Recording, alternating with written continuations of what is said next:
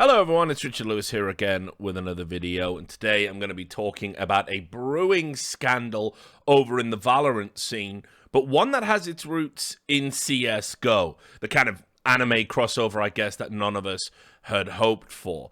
So I'll get you up to speed with what's been going on. I've talked about this a lot on my stream, I've talked a lot about it in other videos I've done, but right now there is a league called Mountain Dew League, MDL and CSGO.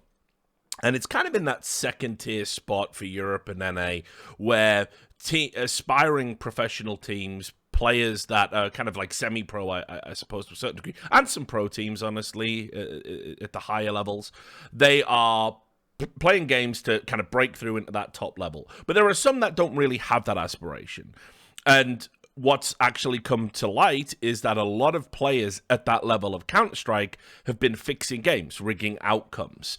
There has been a big investigation into this from ESIC, that's the Esports Integrity Commission, and they've said that they're going to drop a report in the not-too-distant future where there was a minimum of 15 instances that they've investigated. I think the sprawl on it is much bigger, but We'll get into that in a second.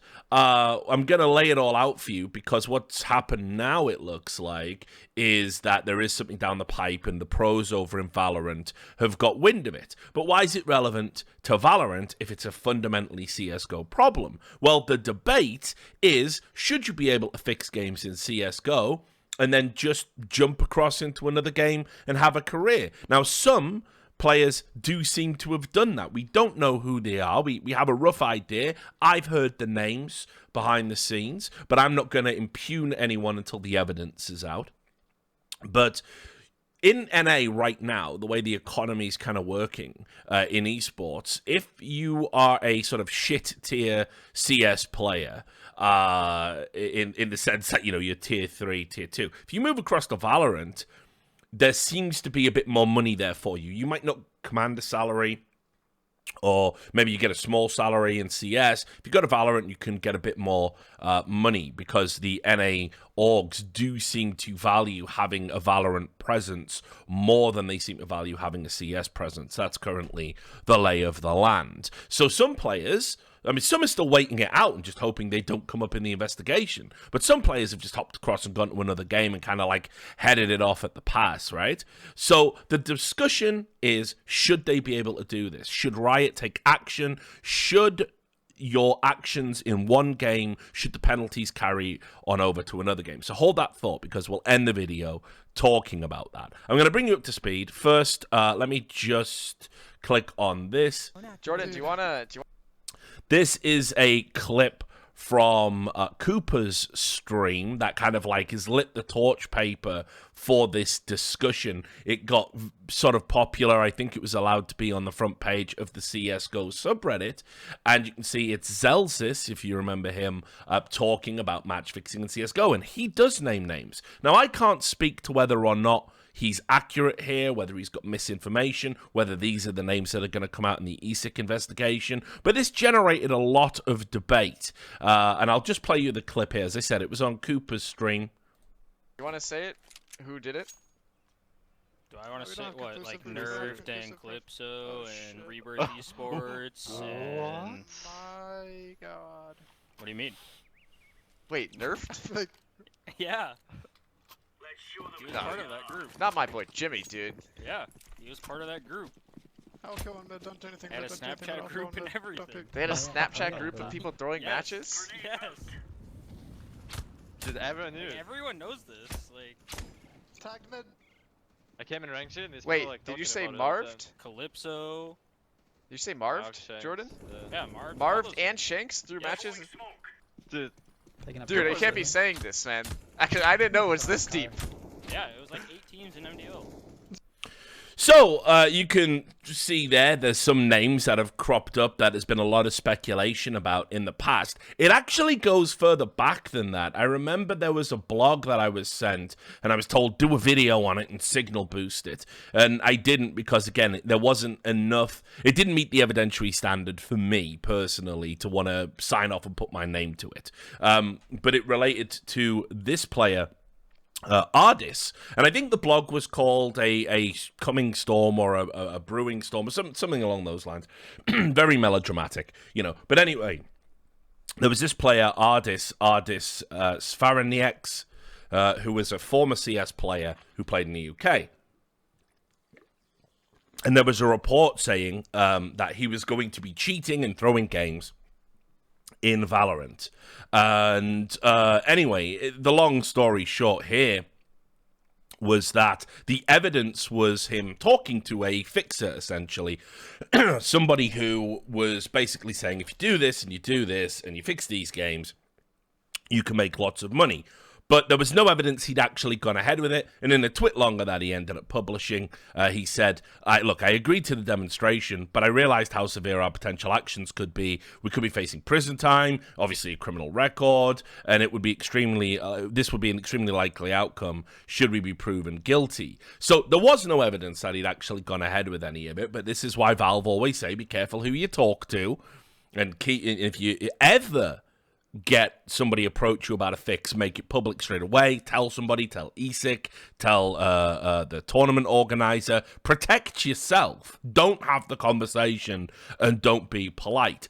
But this led to a lot of discussion back in June about whether or not we were going to see an influx of, lower tier CS players coming into Valorant and kind of either seeking a fresh start legitimately or wanting to bring the nefarious ways they've made money into a new game, a burgeoning esport.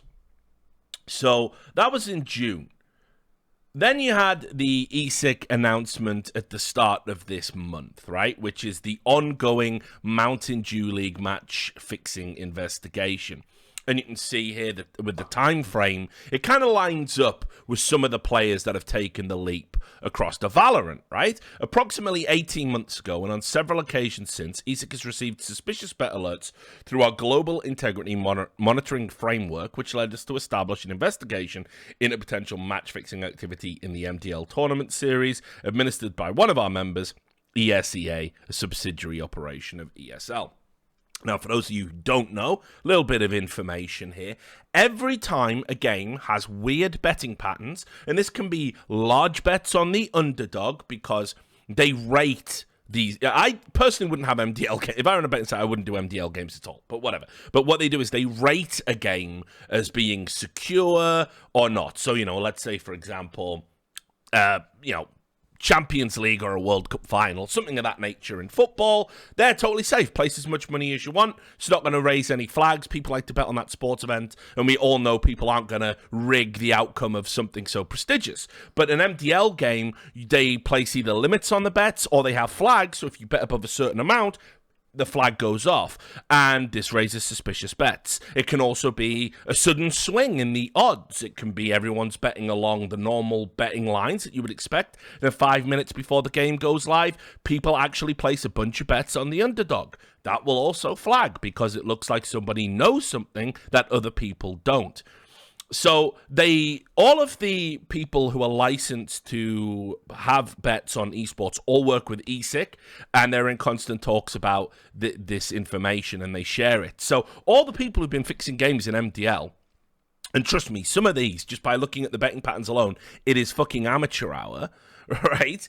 It flags immediately, and people start investigating those games. And yep, as we heard in that clip, people are using Snapchat and, all sorts of, some Facebook messages. Some people are dumb enough to do it on Steam.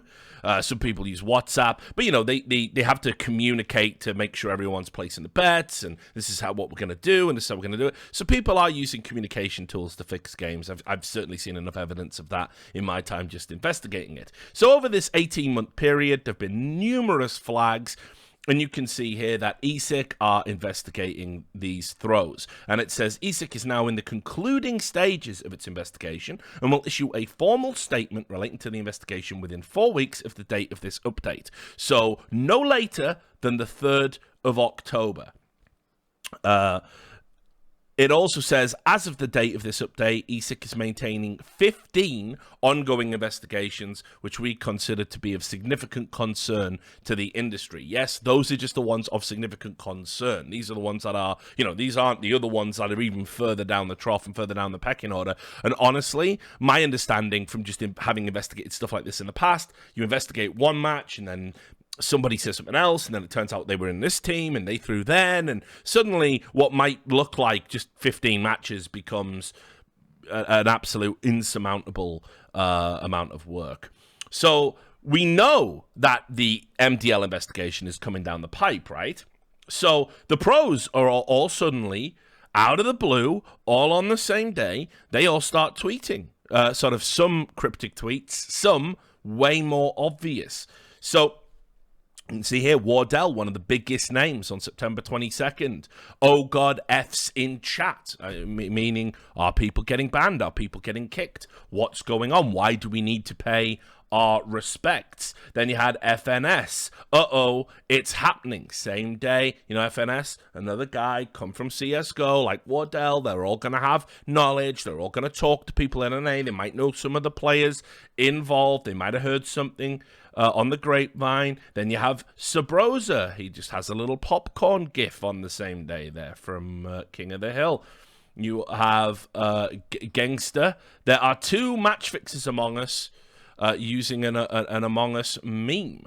And then to which DK, the beat journalist in CS that we all know, very well connected, very good reputation with stories, said, I wish it was only just 2 of them. I mean, certainly across 15 instances in the ESIC investigation, we are going to get more back than just 2 names. Then you have this situation, which is Poised, who was a player that was over at Dignitas for their Valorant team, another former CSGO player, said, I would like to announce I have mutually agreed to part ways with Dignitas, as it wasn't the correct fit, and we'll be looking for another team to play with. Def, Sam, and Superman CF have been amazing teammates, and I'm looking forward to competing against them in the future. It wasn't just Poised that was suddenly bizarrely cut from Dignitas, leading to a lot of community speculation as to why that might be. They also said that Shanks is going to go. His trial has ended. We've decided not to sign him. And that's crazy, because if you've been following Valorant, and I'll be honest, I'm not a definitive authority on Valorant. I'm watching the developing scene with interest and seeing which players are good and who's going where and which teams are serious. But, it's very early days so far, so I only pay cursory attention. Once we have something a bit more structured and we've separated the wheat from the chaff, I'll probably go all in and follow it and make content around it. But here's what I do know. Shanks has been playing immensely well. There's no real reason for Dignitas not to sign this player full-time if it was simply performance-related. This guy has been mustard. Really, really good. So they said, we thank him for his time with the team during our trial and wish him the best of luck. And then later, they also confirmed that Poised will be going out and the team is going to go in another direction. Very cryptic, very bizarre. Lots of people on Reddit have already assumed the worst because these players did play in MDL, right? So make of that what you will. Then you had Brax, perhaps most poignantly of all. Brax came out and said, how can people look at my story and think throwing a match is a good idea? Please don't ruin your future career for temporary self-gain. And obviously, if anyone knows about what can happen to you, it's definitely him. This was one of the best talents in World Counter-Strike at the time the iBuyPower scandal happened in 2015. And it's been a millstone round his neck. It really has took an unprecedented toll on his career in particular, with Steel probably being the next affected. Steel also now in Valorant. So this is where we get to the debate, right? If they do decide, over at Riot to wait for the ESIC investigation, look at who did what, and if they see names in Valorant that have been fixing games in CSGO and they decide to punish them, well, what about these other guys? What about Brax? What about Steel? Now, though there is no way you can make the argument that it's okay to ban these MDL fixes, but not the iBuyPower guys from playing, that they should have some penalty. I mean, personally, I think it would be ridiculous because nobody in probably the entirety of esports, maybe outside of Korea, with StarCraft, has paid the high price that those CS guys did for what was ostensibly a meaningless game and for what was a return of, all told, probably about $800 worth of skins each, if that. It's in, you know, they've been permanently banned. No team wanted to touch them. Many have had to move on, move into other areas. And so suddenly we're left looking at like, well, those guys deserve a fresh start, right? We all agree with that. So how could Riot justify it? Now, you might remember, point of information, if you want to go check it out, I did an interview with Steel over on the Rivalry, CS channel's Rivalry CSGO on YouTube, and we talked a little bit about how it was strongly intimated by Activision Blizzard that if he did go pro in that game, which he was playing it competitively for a while, he might not be welcome in the Overwatch League because of his past, that they didn't want to be associated with any of that. Now, whether or not Riot will go down that road, I don't know. I have no insight because they've said very little about their long-term plans for this game as an esport. But I think it would be awful if the iBuyPower guys got caught up because of these MDL dudes and suddenly they're being punished twice in their, in what should be their fresh start for guys that never paid a penalty in CS because they jumped before the hammer dropped. Now, maybe it's a case that Riot don't need to get involved at all. There doesn't need to be any punishments. Certainly, these guys will be disgraced. They won't be welcome back in CS. They'll most likely be banned from all of the leagues, all of the ladders, all of the tournaments, all of the ESIC tournaments, and probably the majors. Not that I think any of them had anything close to that in their future. But also, remember, ESIC also works with law enforcement. There is a chance, as we're seeing in Australia, where there is a group of MDL match fixers facing 10 years in prison, there's a chance that these guys could actually be investigated by law enforcement, found guilty. They could go to jail. So, I mean, maybe Riot doesn't need to get involved. Or maybe you're of the opinion, and some people are, that if you fix a match ever, it's some sort of heinous crime and there can never be a fresh start for it, and just changing games shouldn't give you a pass. I don't know roughly where I am on the spectrum. I kind of say case-by-case basis for me. I mean, these MDL guys, it seems to be the fact that they know they're getting punished that has precipitated their move into Valorant because they think they'll get away with it. So that's not a good look, and it's not a good look for Riot. Then again, I also know Riot, it's not that they intelligently hand out bans or are a sort of fair company. They're very arbitrary and kind of erratic in the punishments that they hand out. So who really knows? But something big is coming down the pipe if the pros are already tweeting about it. We know it lines up with an approximate date when the ESIC investigation is going to come out. So I think not only is Counter-Strike going to get hit with the coaching scandal that we've had, a bunch of other stuff, and now the MDL match-fixing scandal, but it's also going to bleed over onto Valorant, because one thing's for certain, no matter how good a player you are in Valorant, if you've been associated with that, an org is not going to touch you. You can kiss your chances of getting a good contract for a good organization in Valorant goodbye for the foreseeable future. That's one outcome that I know is guaranteed. Anyway, that should bring you up to speed with everything that's going on over there. Hope you enjoyed the video. As always, be sure to follow me on all of that social stuff. Leave a comment down below for the algorithm. Tell me what you think should happen. Should these people be banned from Valorant too? Or do we believe in fresh starts? Should we wait for law enforcement to pony up and do their stuff? Tell me what you think, and I'll see you on the next video. Take care.